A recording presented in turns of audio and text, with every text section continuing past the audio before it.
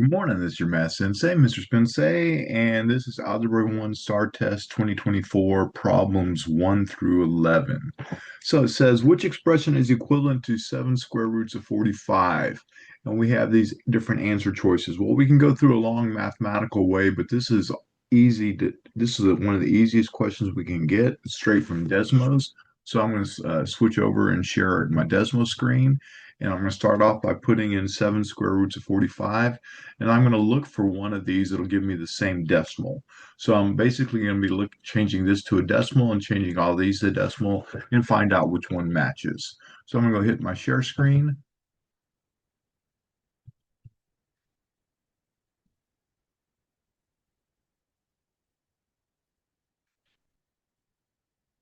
And there we go. So hopefully the screen is sharing. See if I can move this out of my way. There we go. And I'm going to type in that 7 square roots of 5. So 7, go down to the little typewriter down there, hit the square root button, and 45. So I end up getting 46.957. I'm going to write that down. Equals 46.957. And then I'm going to start typing in answer choices below it. The first one was 12 square roots of 3, so 12. Go back to that square roots button and put in a 3. And I get 20.78. So that we know it's not 8 because that one gave us 20.78 and we wanted to get 46.95. So we know it's not A. So we'll go ahead and try B. And on B, we have 35 square roots of 3. And now we have a 60.62. So we know it's not that because, again, we need it to be 46.95. So it's not A or B. So now we're going to try C. And we go, okay, we'll just change this to a 10 and this into a 5. So we have 10 square roots of 5. And we get 22.36. And again, that's not the right answer. So it better be D. So we're going to type in a 21 here. And we get 46.95. That matches. So the answer choice to number 1 is D. All right. And we said it was D because when we did this, we ended up getting 46.95. These two match. So the one that matches this is D. Answer choice is D. The next is a fairly easy question. It says the graph of the quadratic function is shown on the grid. Which function best represents the graph of h? Okay, I'm going to talk a couple things that aren't part of this question just because they're important. Where it crosses the x-axis, it crosses it twice or touches it twice. So in this case, we have 2 roots, or we could have said 2 zeros, or we could call this the x-intercepts, right? So 2 zeros, x-intercepts, 2 roots. And then also we have a line that would cut this in half. It didn't ask for it, but if they had x equals -4, that vertical line that cuts this in half, I'll do this in yellow. That vertical line that cuts it in half is known as the line of symmetry. All right, those are some definitions that are really important. I know they're not part of the question. The question is just asking us which one gives us this graph. Well, what we're going to do is we're going to plug these into Desmos, and it's actually really nice. I only have to plug in these parts, and we can plug them into Desmos, and whichever one matches it exactly. In other words, it has to cross here. We have a 0 at 0, -3. And we also have a 0 at 0, -5. And then this right here, this point right here is my max because it's my highest point. So my max, if they'd asked for it, or my vertex, we could have called it a vertex, is also going to be -4 and 1.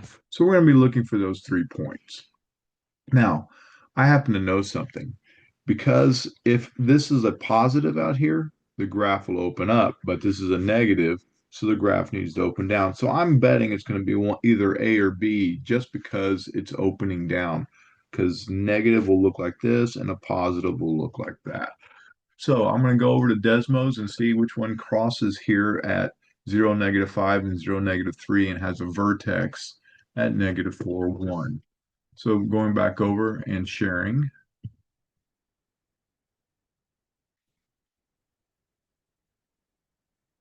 and I'm going to get rid of this stuff. And I'm going to go ahead and start typing in that first one. So negative, and then we have an X. I need to use the squared button right here, and then minus 8X minus 15. Well, when I look, I have that -5, 0. And by the way, I need to go back to my paper. I wrote that down wrong. -5, 0. And we have a -3, 0. So we have input this. I'm going to have it input that. And I'm going to give me this point too. And we'll have them label those. Okay. So those match what I have on my paper. So we got lucky. My first answer choice was the correct one. It's A. Just to show you that it wasn't just um, something weird that happened, we'll go ahead and plug in B. And we have -X squared plus 8X minus 15. Well, that one's close, but it's in the wrong spot, so we know it can't be that. It can't be B. And I told you that the other one's opened up. I'll go ahead and show you that. We have X squared plus 8X plus 15. And look, it opened the wrong direction, so it can't be that one.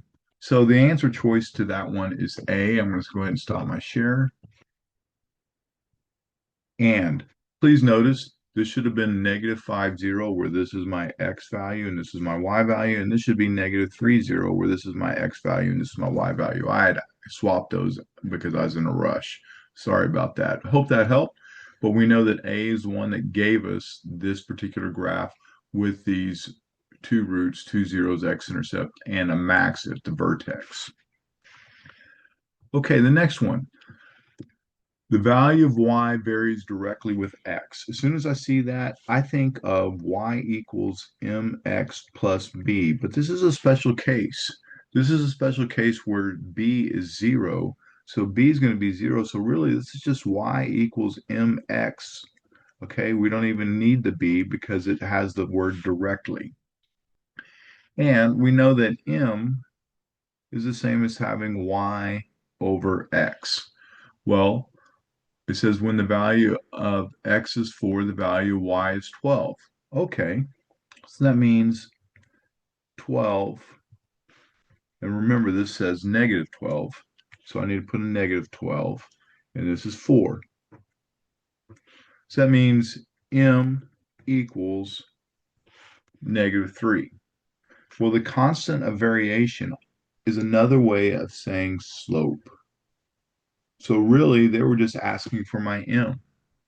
So my m is -3. So if I see directly, I know it's mx plus b, but I know there's no b, it's just m. Now they want the value of y when x equals 6.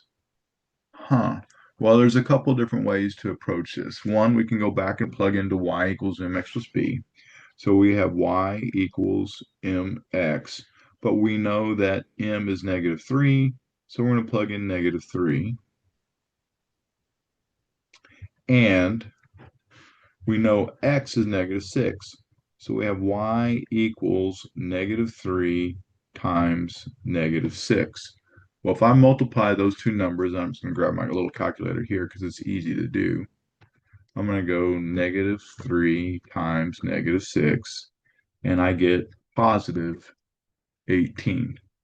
So my answer for the second part is just positive 18 because I just plugged in, they said, hey, when x is 6.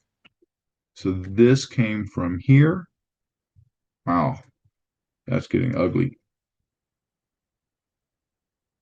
That's where that negative 6 came from. And we got the 3 from right here. And we got that because we had these values, 4 and negative 12.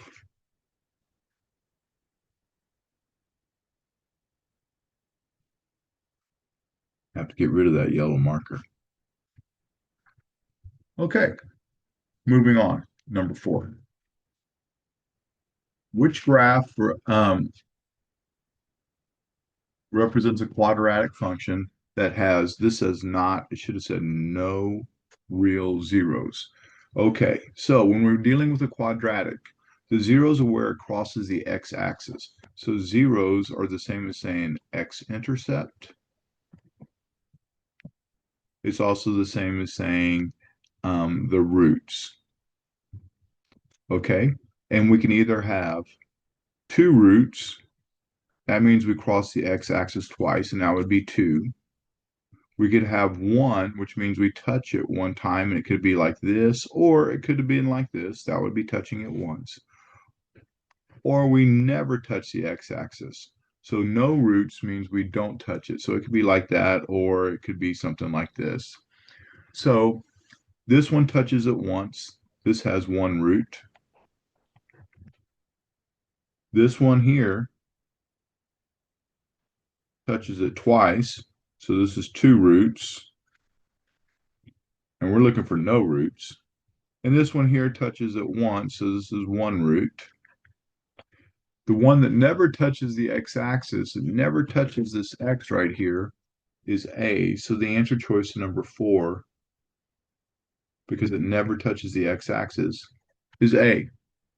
And once again, this one touched it once, this one touched it twice, and this one over here touched it once. All right, and we wanted no roots. So no roots is A.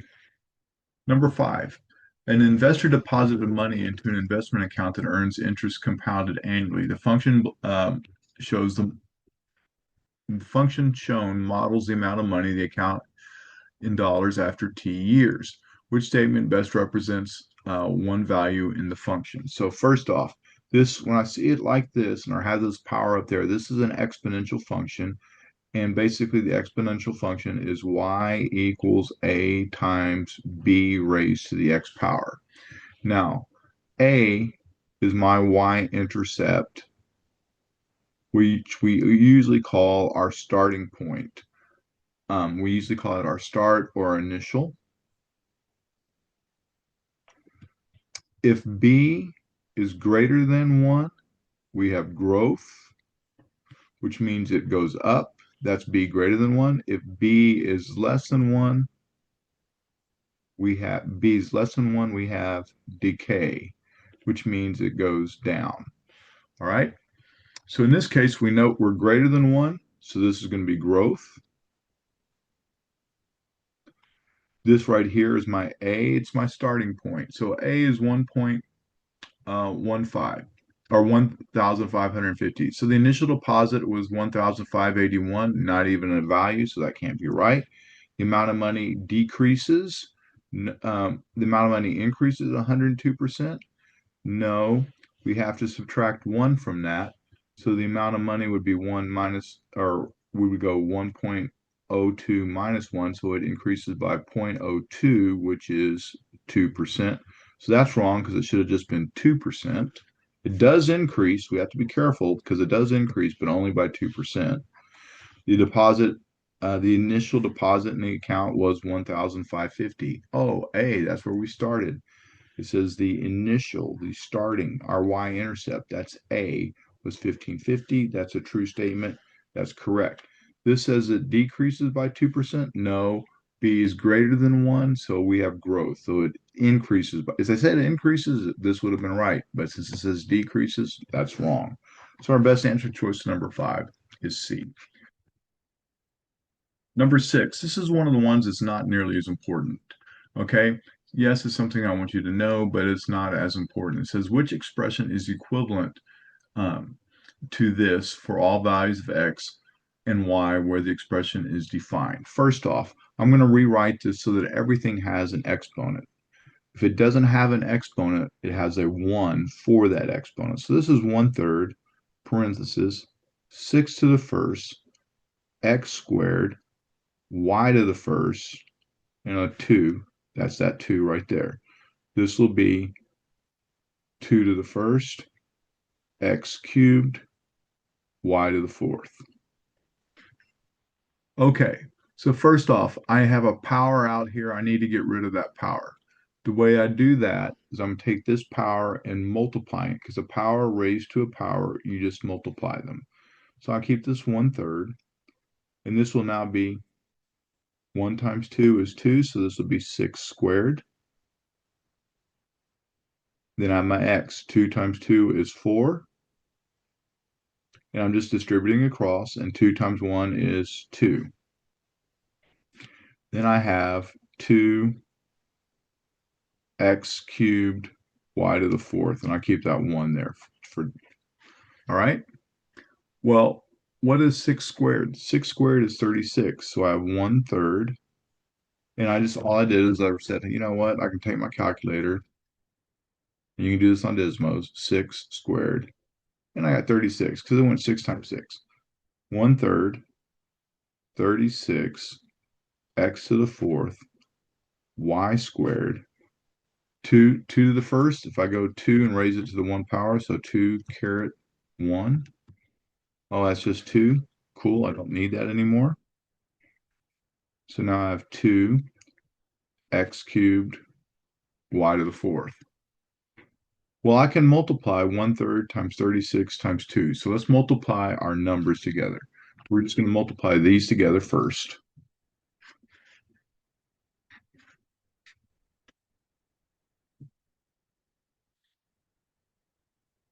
One divided by 3, parenthesis 36, parenthesis 2. And we get 24. Well, that helps because now I know that my answer has to be one of these that starts with 24. So that gets rid of A and C. Okay, the next one we have is the x's. Well, I'm going to go 4 plus 3. Well, 4 plus 3 is 7. So that tells me right there should be this answer. And then I have to do the y's. And the y's are going to be 2 plus 4. So my final answer is going to be 24. 4 plus 3 is 7. And then I have my y's. 2 plus 4 is 6. So 24, x to the 7th, y to the 6th. And my best answer choice is B. And we do that when we multiply, which we're multiplying right here, we add exponents, okay? Power to a power, we multiply. When we multiply, we add. Okay, this one has a typo on my part. It says the graph of a line is represented by the equation 5x minus 8y. This should say equals 14, so it should have said 5x minus 8y equals 40. That's what it should say. Which value represents the rate of change? Well, when I say rate of change, we know we're looking for slope. Okay, and they're telling us it's a line. So our best thing is to put this into y equals mx plus b, where m is my slope. This is something that's really important to practice. This shows up on every test, every STAAR test, really important and not that difficult.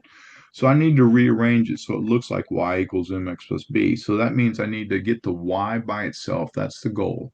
To do that, I'm going to need to move this 5x to the other side.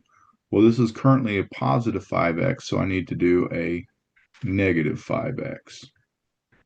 This goes away, and now I have negative y equals negative 5x plus 40.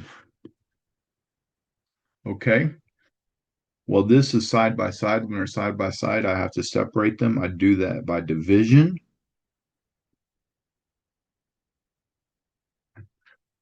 Dividing everything by negative 8, this goes away. And I have y equals. Now, I'm going to take my calculator just to show you something.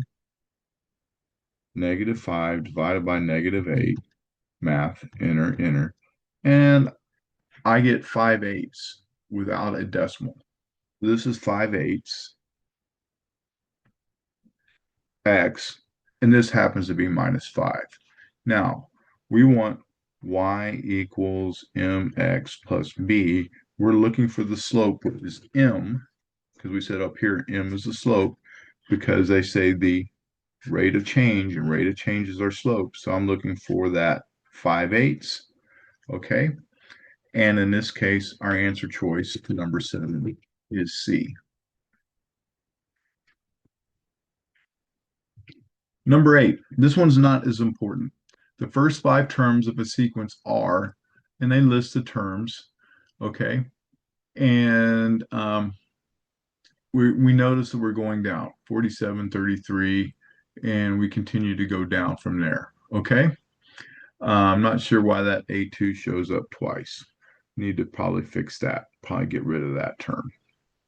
Based on the information, create an equation that can be used to find the nth term of the sequence. So basically, when you have something like this, it's really y equals mx plus b. That's what they have here. Now, that's not the way they wrote it, but that's what it is, where this is my x. Well, how much is it changing from 47 to 33?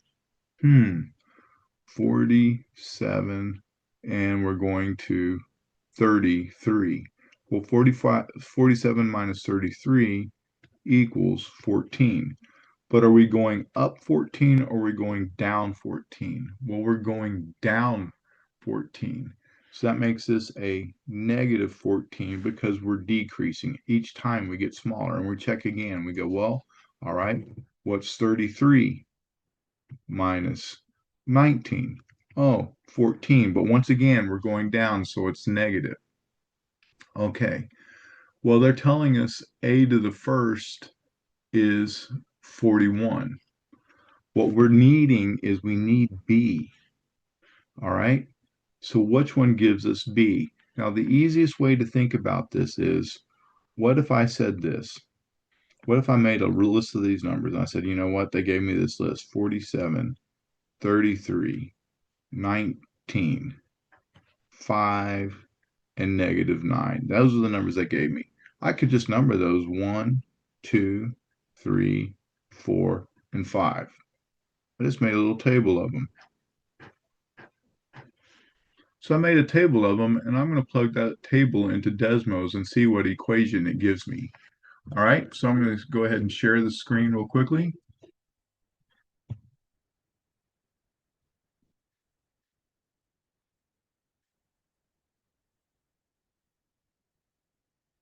All right, and to get the table, I'm going to hit the plus button and select table. And I'm going to put in 1, 2, 3, 4, 5.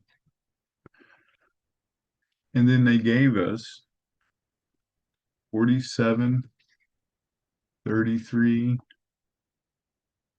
19, 5, and negative 9. I'm going to hit the domino button, and it gave me the equation y equals negative 14x plus 61. I'm going to write that down because that's my answer. Y equals negative 14x plus 61. I'm going to stop my share right there. There it is. So there's my negative 14. This is the same as the x. And this is my y-intercept of 61, or my starting point. The next one, they ask us, what is the range of the function f of x? Well, remember this, the range is the y values. So we're going to be looking for the y values, and we have this function here. Well, we may not know what this looks like. Now, I know this is a quadratic because I see the exponent here. I also know it's going to be shaped like this. But beyond that, I really don't know what it's going to look like. So I'm going to go to Desmos and input this part right here. I'm just going to input that, see what it looks like, and find out what the y values. And remember, when you're walking with the range, you're working with the bottom or the lowest value to the top. So the lowest value to the highest value. So let's go ahead and switch over to Desmos real quickly.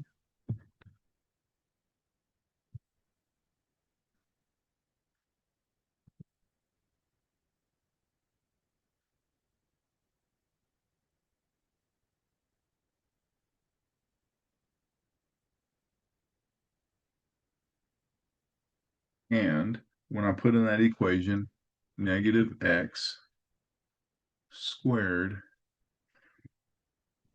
plus 60. Now, it doesn't show up very well on my screen, so I'm going to have to zoom out. Let's hit the minus button, and I go, oh, the highest value is 60. I'll go ahead and do that, and I'll label it, all that, so we can see that. And everything is less than 60, and if I look at it, it looks like it keeps going to negative infinity. So in this case, um, we should be saying, you know what? Um, we look like we're less than negative infinity. Let me pause this for a moment because it looks like I have some typos I need to fix.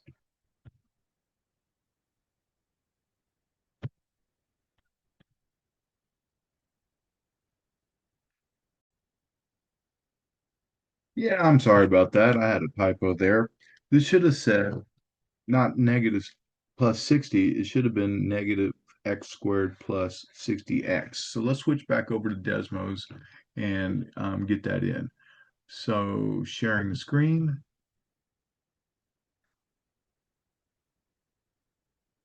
and we have negative x squared plus 60x. And just so you know, it was zoomed in like this. And when I zoomed in like this, I couldn't see everything, so I had to hit the negative button to zoom out. When I did that, I find out I have way up here, I have this point. I'm going to label it. And so I end up with 30 and 900. I'm going to go ahead and draw that on my paper.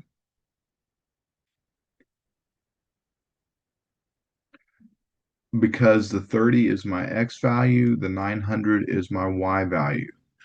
And when I zoom, as I slide this down, it's like, hey, gosh, this goes to negative infinity. So now I know what my range is. So my range is going to be negative infinity, because this one had arrows on it, negative infinity, less than y, less than or equal to 900, because that 900 was my highest y value. Well, we leave that part off and we have y is all numbers less than or equal to 900. Well, less than or equal to 900, this is answer choice D. Okay, moving on to number 10. Number 10 is a correlation. And when they ask for correlation, what they're going to ask you for, when they ask the correlation coefficient, they're asking for R. Okay, if R is greater than 0.5, it's strong. R less than 0.5 is weak. And then we'll look to see if it's positive or negative. Okay, so we're going to go ahead and enter these values into our table and we'll run a regression and see what it looks like. So let me switch over and we'll share. And we're just going to enter that table. To do that, I'm going to clear this out, hit the plus button, select the table, and we're going to enter the entire table. So 15, 30, 27, 25, 16, 20, and 12. And then we have 86, 72, 77, 83, 87, 90, 94. All right, I have that entered. I'm going to hit the domino button. And we notice right here we have a negative 0.9005. So that's the R value. That's what we're looking for. R equals negative 0.9005. So first off, we see that it's negative, so that we know that we have a negative relationship. So the fact that it's negative gets rid of these two answers because we know it's negative. Now, 0.9 is greater than 0.5, so that makes it strong. We can ignore the sign at that point and go, hey, that 0.9 is greater than a 0.5, so this is a strong So this is a strong negative. Okay, last one for this video. Y equals 16.5 to the x, which is not true. Well, first off, I see this and I know that we're talking about an exponential function, a b to the x. Remember, a is our start. It's also our y-intercept. B greater than 1 is growth. B less than 1 is decay. Okay, so in this case, we have a B less than 1, so we don't have growth, we definitely have decay. And our start in this case is at 16. So let's go ahead and we see what it says. Y-intercept at 0, 16. And we're looking for not true. Well, guess what? This should be crossing at 16, and we're going to look. The graph is decreasing. Well, we have decay, so it should be decreasing. So this looks like it's true. That looks like it's true. Let's find out. Let's go ahead and plug this into Desmos and see what happens. So I'm going to go ahead and share this with you.